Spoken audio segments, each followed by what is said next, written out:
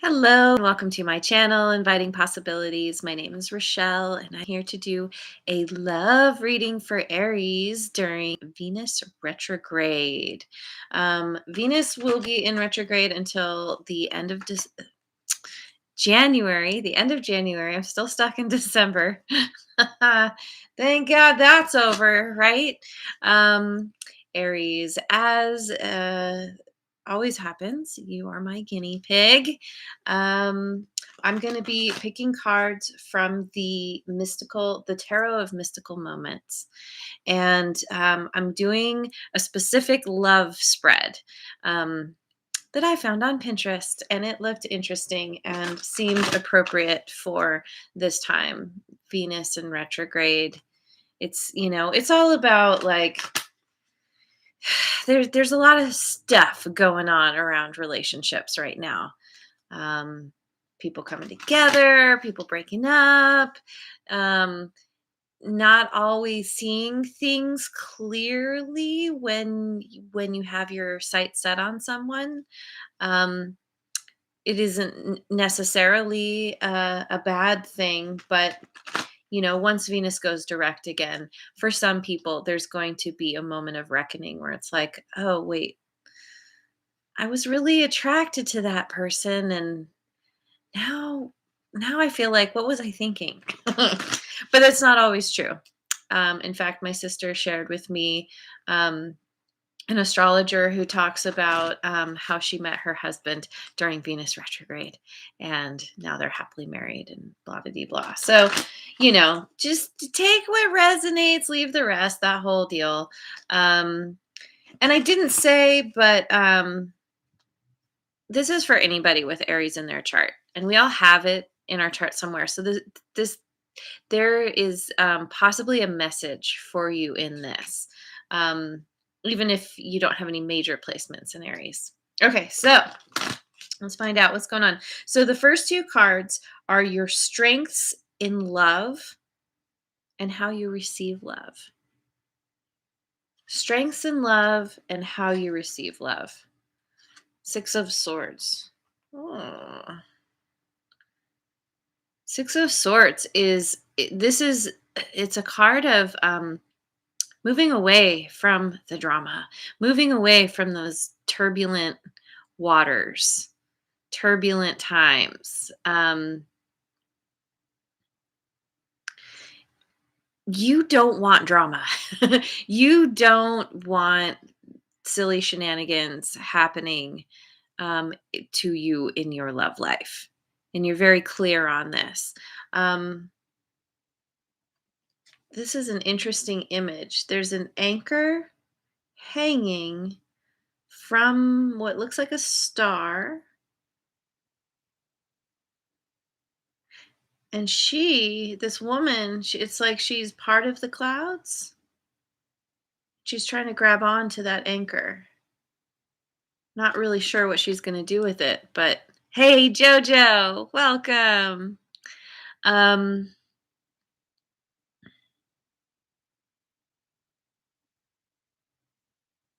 an anchor is what helps us to feel stable, what helps to ground us, keep us in one spot so we don't go drifting off. And so it kind of feels like maybe you're used to drifting around in um in negative energy, or like getting caught up in other people's stuff, and this is you reaching for that anchor. You want to let the dark clouds dissipate, and let the stars shine, let the sun shine. um and it seems like you're very focused on doing this. And Redbeard is back too. Hello. All right. And then Nine of Pentacles. You're very good at being independent, um, putting yourself first in a way that is beneficial to you, not only yourself, but everyone around you. because, it's that idea when you put yourself first, then you have more to give to others.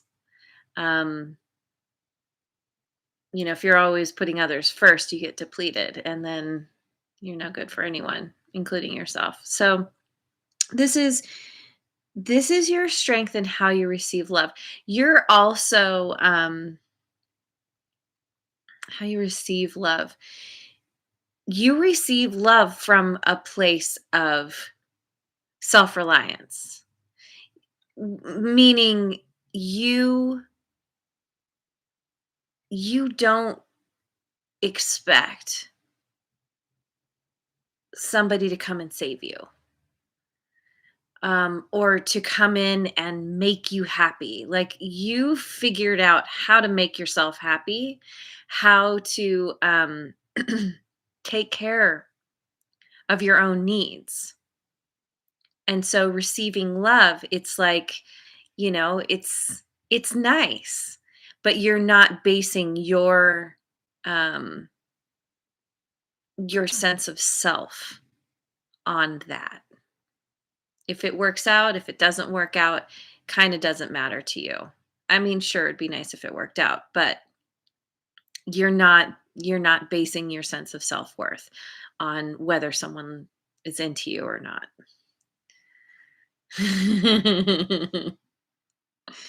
Okay, so then we have card 3 is your weakness in love.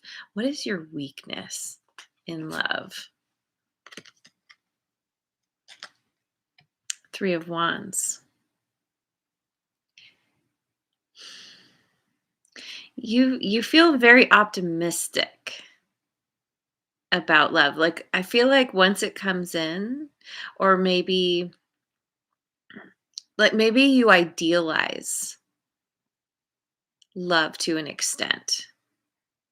Maybe that's a part of what gets you stuck, is that you imagine someone coming in and it's going to be all these great things, and then the reality is they're human too and don't always live up to your needs, your wants, your desires, and maybe there's a feeling of being let down.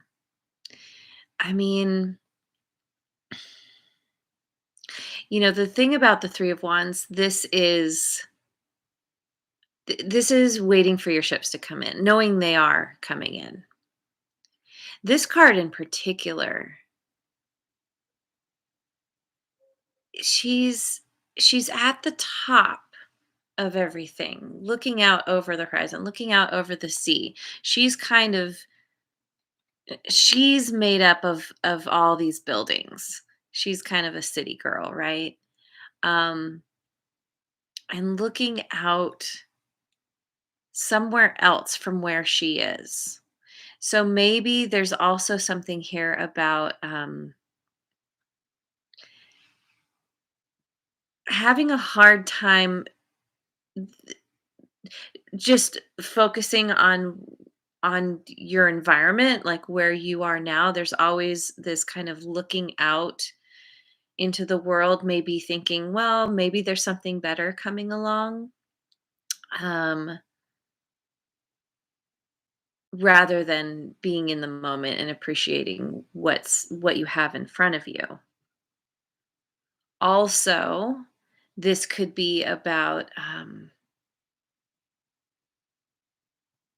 maybe you find yourself attracted to people who are typically unavailable, like maybe physically unavailable. Maybe they live somewhere else in the world. Maybe you like a certain type of person. You tend to be attracted to people from a certain country, or um, somehow, because this can also be like, maybe you connect with people on social media and who live far away, and sometimes that can be a subconscious way of protecting ourselves, um, so that we don't have to actually show up and deal with the potential pain of, whatever comes from connecting with people.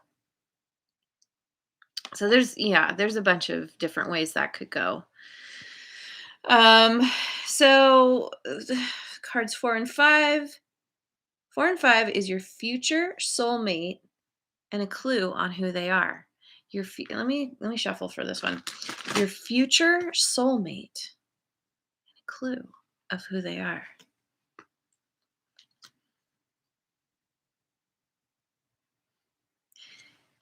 King of Pentacles. Someone who's really set and stable in their life, very abundant, very prosperous. Someone who matches you in this ability to create um, the life that they want and not relying on others. I mean, a king gets to where he's at because he does have help. He knows how to get people to assist him to where he is. But ultimately, he's in charge. He got himself here largely on his own abilities. And once there, is able to spread the wealth, is it wants to share what he's created, very much the philanthropist. And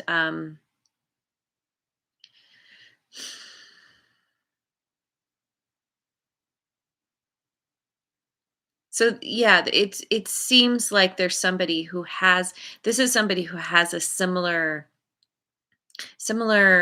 desires as you, similar what's the word, um th- they want they're similar to you in that they want a good quality of life. They want to create, you know, they want to be able to have the freedom to do what they want. And so they've risen to this point of being very successful in whatever they do, being the king of their mountain or antlers. Okay. And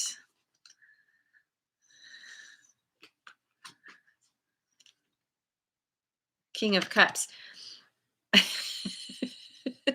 Yeah. Once again, this is your future soulmate and a clue on who they are. Someone who is both very reliable, very solid, very stable, very prosperous, and also emotionally balanced, which is, it's pretty much what anybody wants. If when you think about an ideal relationship, you want somebody who they know how to handle themselves. They don't fly off off the handle at the slightest little thing or keep everything stuffed and pretend like they don't have feelings at all. This is someone who is very balanced. Someone who is balanced in the physical world and the emotional world. Someone who knows how to be playful. This isn't somebody who, is like constantly emoting, constantly like, wearing everything out, wearing every, showing all their emotions all the time. It's someone who knows when it's appropriate to share their feelings and when to hold it back. And this is interesting too. This is your weakness. She's holding a ship, and so is he. So maybe you have a weakness for people with a lot of water in their chart. Your future soulmate could have water and earth in their chart, and or um but regardless, once again, from you being dedicated to building yourself up in the world and moving away from the whatever craziness you've dealt with in the past, it opens the way for someone who's very much a king, has the energy of a king. Gender doesn't matter. Women can be just as much in the king energy. And again, the kings are about taking action and putting their energy out into the world, putting their ideas out into the world, creating what they envision. So then card 6 is what is holding you back in love. What's holding you back, Aries? What's holding you back?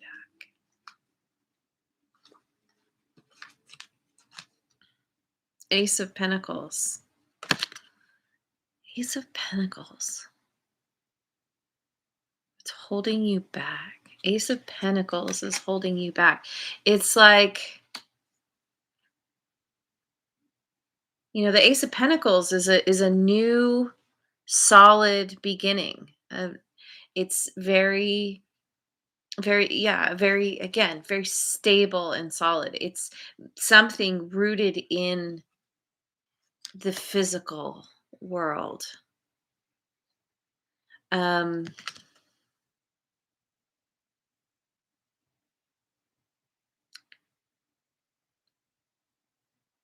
let me get a clarifier on this. What's this Ace of Pentacles? Two of Swords. Feeling unsure about taking that initial step, moving towards that new beginning. Your future soulmate is someone who is worth taking that step. But when you're at the beginning, you have no idea who you're dealing with. Is it a king? Is it a page? We don't know. And so you're kind of stuck in this place.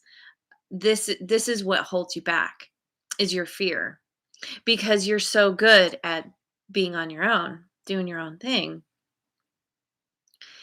You don't want to compromise this. You you want to maintain your independence. You want to maintain your sovereignty and autonomy and this potentially uh, causes it could potentially cause a problem with that anytime we let somebody new into our life. We don't know. And so you're kind of just stuck in this place of like, do I, don't I? Am I seeing the whole picture? Sometimes it takes time to get to know a person and see other sides of them. Sometimes it can take a long time, especially depending on who you're dealing with. I have a friend who dated a guy for 10 years. They were going to get married, have kids together, and then he broke up with her on like social media, and she's discovered that he's a sociopath. Go figure. 10 years with a person, you have no idea who you're dealing with. So this feels like you being in that headspace. Like, I don't know. This seems like it could be good, but I've been burned before. Hopefully, you haven't dealt with a sociopath before. That can make it probably a lot more difficult to want to trust again and open your heart to someone. But the whole point of living is that we have these situations that happen to us for whatever reason. We have something to learn from it. It's usually somehow a reflection of what's going on within us. Not calling you a sociopath, but sometimes we attract in things that vibrate at the same level as we do, and so it's all about learning to raise your vibration and trust that whatever's happening is happening for for you. It's happening for you, not to you. And to try and you can take little baby steps. You can take your time. There's no need to rush. This is the slowest card in the deck. Slowest energy wise. So when someone comes along, you don't have to jump right in. You can be like, hey, let's get to know one another. 40, what is it? 40-year-old virgin style. um, be friends, get to know one another, take your time. There's no rush. And eventually you'll come to a place where you're like, oh, this person is actually pretty amazing and has it all together. And, eventually you can let your guard down. Not easy. I know. I know. All right. Let's see. I I really want to pull some Queen of the Moon Oracle cards because I pull these cards for all of my readings because I love this deck.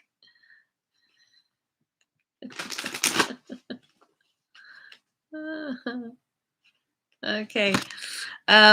Gratitude. Gratitude is a great thing to try to cultivate at any time in your life, anytime during your day. The more you can get comfortable with being in this feeling, the less you find yourself in this place of not being able to see straight, feeling fear, feeling like I don't know what to do. Come back to where you're at. What do you have in your life that's really good right now? um, as much as you possibly can. That will help you to open up a little bit, to understand that there's been a lot of good that has happened in your life as well that has gotten you to where you're at. And when you're in a place of gratitude, that naturally raises your vibration to allow somebody who's worthy of you to come in. Ooh, nourishment. Yes, we got the cheese moon and an abundance of all the good things from, and this directly stems from this feeling gratitude. You have so much around you that nourishes you already. Focus on that, because what you put your attention on, you get more of. You get that back in spades. So focus on what you have. Focus on what nourishes you now. um, your connections with people that are really good. Most people have somebody, at least one person in their life who they feel like, yes, this person has my back. You somewhere in your life, you know what it feels like to be nourished energetically, physically, all the things.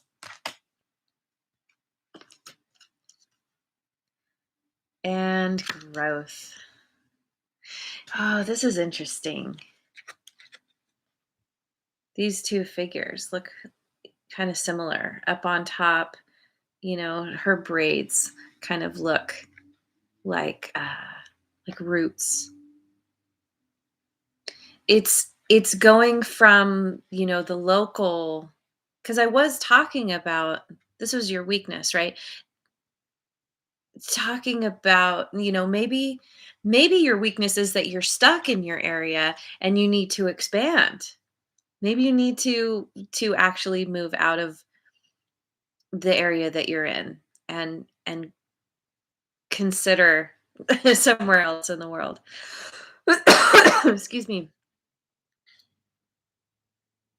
This growth, it allows you to rise. It allows you to see so much further. Suddenly you're seeing cosmically, not just, seeing the horizon in the distance. Um, yeah. There's growth that's happening. That's allowing you to call in what you actually want. Yay for you. I like that. Let me finish with a rune card.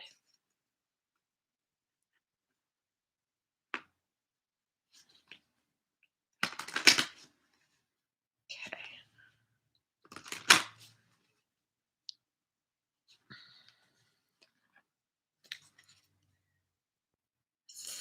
Thurisaz. The mask wearer. As so many of us. So many of us can relate. Let's see. Let me find it. Oh, there it is. Three saws. This rune represents a thorn, which itself symbolizes the importance of having protection or defenses in your life. So it's not getting rid of the protection and defenses. It's it's learning to be discerning and at a certain point then open up, I think. Um this does not indicate imminent attack, but rather the need to protect yourself in case of attack. Perhaps you are unwittingly making yourself vulnerable in some way or taking dangerous shortcuts. Drawing this rune could therefore be a reminder to take necessary precautions or to be alert to people who seek to take advantage of you. And you are. You very much are. You're not, I don't know. Maybe there's still a part of you that gets drawn back to the drama. Sometimes that can be our default and we have to work a lot to try and, you know, move in a different direction. Unexpected change is also associated with this rune. Yeah, it makes me think like maybe you're deciding to move. Maybe you are deciding to relocate.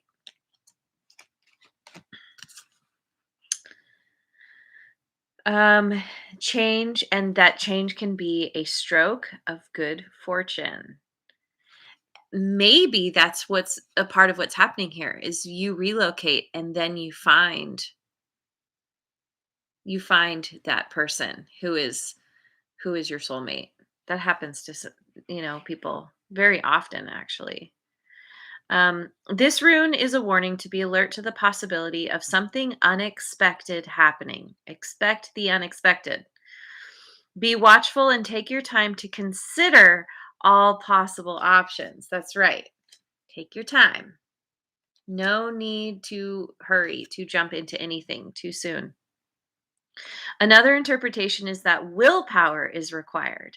Don't allow emotions or preconceptions to cloud your judgment, and be sure to make decisions only from a place of calm deliberation. Yeah, calm deliberation. That's what this guy does.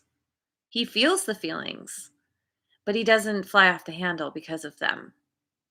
He stays in a place of calm deliberation.